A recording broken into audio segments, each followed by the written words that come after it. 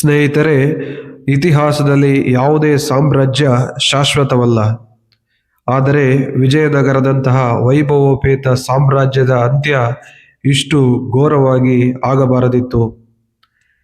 ಕೃಷ್ಣದೇವರಾಯನ ಕಾಲದಲ್ಲಿ ಸ್ವರ್ಗದಂತೆ ಮೆರೆದ ಹಂಪಿ ಕೇವಲ ಒಂದೇ ಒಂದು ಯುದ್ಧದಿಂದ ಸ್ಮಶಾನವಾಗಿ ಬದಲಾಯಿತು. ಜಗತ್ತಿನ ಅತಿ ಶ್ರೀಮಂತ ನಗರ ದೆವ್ವದ ನಗರವಾಯಿತು.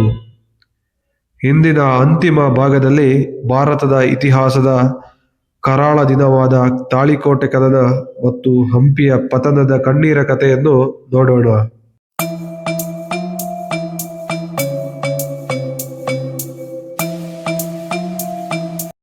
ಕೃಷ್ಣದೇವರಾಯನ ಮರಣದ ನಂತರ ಅಚ್ಯುತರಾಯ ಮತ್ತು ಸದಾಶಿವರಾಯರು ಹೆಸರಿಗೆ ಮಾತ್ರ ರಾಜರಾಗಿದ್ದರು. ನಿಜವಾದ ಅಧಿಕಾರ ಇದ್ದದ್ದು ಕೃಷ್ಣದೇವರಾಯನ ಅಳಿಯ ಮುತ್ಸದ್ದಿ ಅಳಿಯ ರಾಮರಾಯನ ಕೈಯಲ್ಲಿ.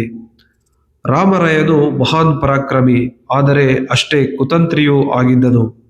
ಆತ ದಖನ್ ಸುಲ್ತಾನರಾದ ಬಿಜಾಪುರ, ಗೋಲ್ಕಂಡ ಮತ್ತು ಅಹಮದ್ ನಗರದ ಸುಲ್ತಾನರ ನಡುವೆ ಜಗಳ ಹಚ್ಚಿ ಒಬ್ಬರ ವಿರುದ್ಧ ಇನ್ನೊಬ್ಬರನ್ನ ಎತ್ತಿಕಟ್ಟಿ ವಿಜಯನಗರವನ್ನು ರಕ್ಷಿಸುತ್ತಿದ್ದನು. ಸುಮಾರು 20 ವರ್ಷಗಳ ಕಾಲ ಈ ತಂತ್ರ ಫಲಿಸಿತು. ಆದರೆ ಒಂದು ದಿನ ಸುಲ್ತಾನರಿಗೆ ಸತ್ಯದ ಅರಿವಾಯಿತು. ನಾವೆಲ್ಲರೂ ಕಚ್ಚಾಡುತ್ತಿರುವುದರಿಂದ ರಾಮರಾಯ ಲಾಭ ಪಡೆಯುತ್ತಿದ್ದಾನೆ ಎಂದು ಅವರಿಗೆ ಅರ್ಥವಾಯಿತು. ಇದೇ ವಿಜಯನಗರದ ಪತನದ ಆರಂಭ. ಶತಮಾನಗಳಿಂದ ಬದ್ಧ ವೈರಿಗಳಾಗಿದ್ದ ಬಿಜಾಪುರ, ಗೋಲ್ಕಂಡ, ಬೀದರ್ ಮತ್ತು ಅಹಮದ್ ನಗರದ ಸುಲ್ತಾನರು ಒಂದಾದರು. ಅವರು ತಮ್ಮ ವೈಯಕ್ತಿಕ ದ್ವೇಷವನ್ನು ಮರೆತು ಮದುವೆ ಸಂಬಂಧಗಳ ಮೂಲಕ ಒಂದಾಗಿ ಮಹಾ ಒಕ್ಕೂಟವನ್ನು ರಚಿಸಿದರು. ಅವರ ಒಂದೇ ಗುರಿ ವಿಜಯನಗರದ ವಿನಾಶ. 1564ರ ಡಿಸೆಂಬರ್ ತಿಂಗಳಲ್ಲಿ ಲಕ್ಷಾಂತರ ಸೈನಿಕರ ಬೃಹತ್ ಸೈನ್ಯ ಕೃಷ್ಣಾ ನದಿಯ ತೀರದಲ್ಲಿ ಬಂದು ನಿಂತಿತು. 80 ವರ್ಷ ವಯಸ್ಸಾಗಿದ್ದರೂ ಅಳಿಯ ರಾಮರಾಯನು ಧೈರ್ಯಗೆಡದೆ ತನ್ನ ಸೈನ್ಯದೊಂದಿಗೆ ಯುದ್ಧಕ್ಕೆ ಸಜ್ಜಾದನು. ದಿನಾಂಕ 23 ಜನವರಿ 1565. ಸ್ಥಳ ರಕ್ಕಸಗಿ ಮತ್ತು ತಂಗಡಿ ಗ್ರಾಮಗಳ ನಡುವಿನ ಬಯಲು. ಯುದ್ಧ ಆರಂಭವಾಯಿತು. ಆರಂಭದಲ್ಲಿ ವಿಜಯನಗರದ ಸೈನ್ಯವೇ ಮೇಲುಗೈ ಸಾಧಿಸಿತ್ತು. ಸುಲ್ತಾನರ ಸೈನ್ಯ ಸೋಲುವ ಭಯದಲ್ಲಿತ್ತು. ಆದರೆ ಆ ನಿರ್ಣಾಯಕ ಕ್ಷಣದಲ್ಲಿ ವಿಜಯನಗರಕ್ಕೆ ಆಘಾತ ಕಾದಿತ್ತು.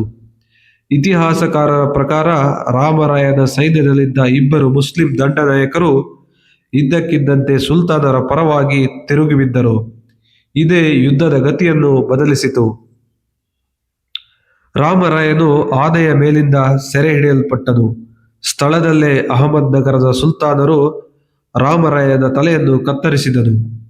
ರಾಜನ ತಲೆ ಕತ್ತರಿಸಿದ್ದನ್ನು ಕಂಡ ವಿಜಯನಗರದ ಸೈನ್ಯ ದಿಕ್ಕಾಪಾಲಾಗಿ ಓಡಿತು. ವಿಜಯಲಕ್ಷ್ಮಿ ಸುಲ್ತಾನರ ಪಾಲಾದಳು. ಯುದ್ಧದ ನಂತರ ನಡೆದದ್ದು ಅಕ್ಷರಶಃ ನರಮೇಧ. ಸುಲ್ತಾನರ ಸೈನ್ಯ ಹಂಪಿಗೆ ನುಗ್ಗಿತು. ಸತತ 6 ತಿಂಗಳ ಕಾಲ ಲೂಟಿ ನಡೆಯಿತು.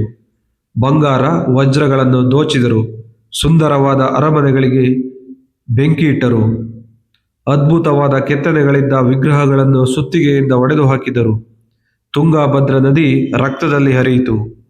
ರಾಮರಾಯನ ತಮ್ಮ ತಿರುಮಲರಾಯನು ಸಿಕ್ಕಷ್ಟು ಸಂಪತ್ತನ್ನು 500 ಆನೆಗಳ ಮೇಲೆ ಹೇರಿಕೊಂಡು ಪೆನುಕೊಂಡಕ್ಕೆ ಓಡಿ ಹೋದನು. ಅನಾಥವಾದ ಹಂಪಿಯ ಪ್ರಜೆಗಳು, ಕವಿಗಳು, ಕಲಾವಿದರು ಪ್ರಾಣ ಉಳಿಸಿಕೊಳ್ಳಲು ಕಾಡು ಸೇರಿದರು. ಒಂದು ಕಾಲದಲ್ಲಿ ವೇದ ಘೋಷಗಳಿಂದ ಮೊಳಗುತ್ತಿದ್ದ ಹಂಪಿ ನರಿ ನಾಯಿಗಳ ಆವಾಸಸ್ಥಾನವಾಯಿತು.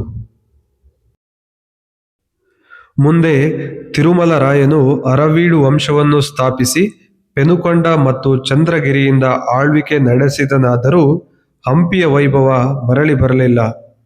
ಆದರೆ ಸ್ನೇಹಿತರೆ, ಸುಲ್ತಾನರು ಕಟ್ಟಡಗಳನ್ನು ಒಡೆದು ಹಾಕಿರಬಹುದು, ಆದರೆ ಕನ್ನಡಿಗರ ಸ್ವಾಭಿಮಾನವನ್ನಲ್ಲ.